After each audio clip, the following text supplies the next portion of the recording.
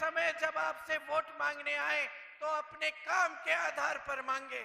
ఈ మోడీ గారు వారి యొక్క మంత్రివర్గానికి చెందినటువంటి సహచరులు వీళ్ళు ఎప్పుడైనా ఇప్పుడు ఈ మధ్య కాలంలో మీ దగ్గరికి ఓటు అడగడానికి వచ్చినప్పుడు మీరు వారిని ప్రశ్నించండి। 10 साल पहले कहा था सबका साथ सबका विकास, आज कह रहे विकसित भारत 2047 में। స్నేహితులారా, సబ్కా సాత్ సబ్కా వికాస్, అందరితోటి అందరి యొక్క వికాసం అనేటటువంటి నినాదంతో వారు వచ్చారు। కానీ 10 సంవత్సరాల తర్వాత మనం చూసినట్టయితే ఎవరి వికాసం జరిగింది, ఎవరి సహకారంతో జరిగిందో అర్థం చేసుకోవాల్సిందిగా మిమ్మల్ని కోరుతూ ఉన్నాను। इनके नेता कहते हैं देखिए मोदी जी का विजन क्या है, 2047 तक सोच रहे हैं।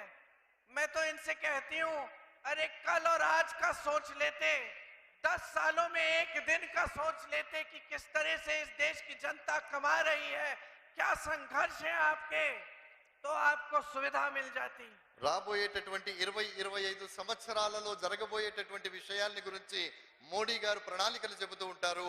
కానీ ఈ వేళ రేపు ఏం జరుగుతుందో తెలుసుకునేటటువంటి అవకాశాన్ని వారు ఎప్పుడూ వినియోగించుకోరు।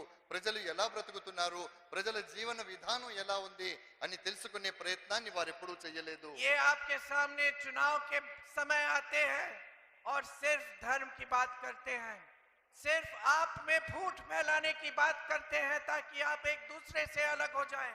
వీరు ఎన్నికల సమయంలో మీ మధ్యకు వస్తారు, కేవలం ధర్మానికి సంబంధించినటువంటి మాటలు మాత్రమే మాట్లాడతారు।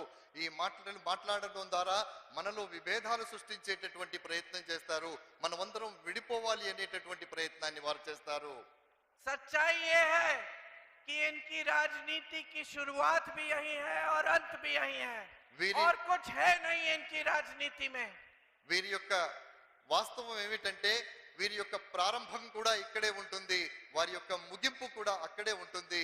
అంతకు మించి వారికి చెప్పడానికి ఇంకా వారి వద్ద ఏమాత్రం విశేషాలు లేవు, ఏమాత్రం సబ్జెక్ట్ లేదు। इनकी पूरी विचारधारा यही है कि किसी भी हालत में सत्ता अपने हाथों में रखनी है और सत्ता जनता के जज्बातों के आधार पर लेनी है। స్నేహితులారా, వీరిది ఒక్కటే ప్రధానమైనటువంటి లక్ష్యంగా వీరు ముందుకు సాగుతారు। ఏది ఏమైనప్పటికీ కూడా అధికారం తమ చెప్పు చేతల్లో ఉండాలి, అధికారంగా తామే ఉండాలి, అధికారం అంతా తామే అనుభవించాలి అనేటటువంటి। आपके बीच आके झूठ बोलते हैं, कहते हैं कि कांग्रेस पार्टी धर्म के विरोधी है, कहते हैं कि हम आपकी सारी संपत्ति ले लेंगे और किसी एक कौम को दे देंगे।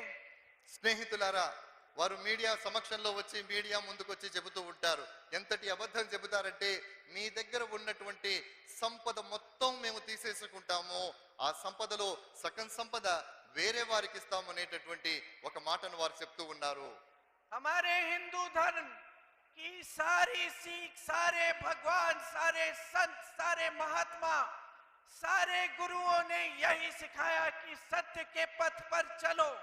మన హైందవ ధర్మంలో మన గురువులు గాని, మన ధర్మం గాని, మన ఋషులు గాని, మునులు గాని వీళ్ళందరూ కూడా మనకు నేర్పించింది ఒకటే, అది సత్యపథంలో నడవండి, సత్య మార్గంలో నడవండి, సత్యాన్ని అన్వేషిస్తూ ముందుకు సాగండి। और सत्य और अहिंसा के पथ पर चल के महात्मा गांधी जैसी महान शख्सियत ने हमें आजादी दी और कांग्रेस पार्टी की नींव डाली। స్నేహితులారా, సత్యము అహింస అనేటటువంటి ఈ రెండు సిద్ధాంతాల మీద మహాత్మా గాంధీ గారు యావత్తు జీవితాన్ని గడిపి ఆ జీవితం అంతా కూడా ఆయన అదే సిద్ధాంతంలో అదే పంథాలో సాగి ఈ దేశ స్వాతంత్రాన్ని సాధించడంలో అమోఘమైన పాత్రను పోషించారు, మనకి స్వాతంత్రాన్ని यही हमारा धर्म है। महात्मा गांधी जी शहीद हुए इस देश के लिए, उनके मुंह से क्या निकला जब गोली मारी उनको? हे राम निकला, हे राम, हे राम। స్నేహితులారా, మహాత్మా గాంధీ గారు ఎంత మహోన్నతమైనటువంటి వారంటే వారి ఛాతీని చీల్చుకొని తుపాకీ గుండు వెళ్ళినప్పుడు వారి నోటి ద్వారా వచ్చిందేమిటి? హే రామ్, హే రామ్, హే రామ్ అనే మాటతోనే వారు తనువు చాలించిన విషయం గుర్తు పెట్టుకోవాలి। उनके खून ने इस धरती को सींचा, उनके खून ने हमें आजादी दी। వారి రక్తం ఏదైతే ఉందో ఆ రక్తంతో ఈ ప్రాంతానికి సేద్యం చేయటం జరిగింది, ఆ రక్తంతోనే స్వాతంత్రాన్ని సముపార్జించటం జరిగింది।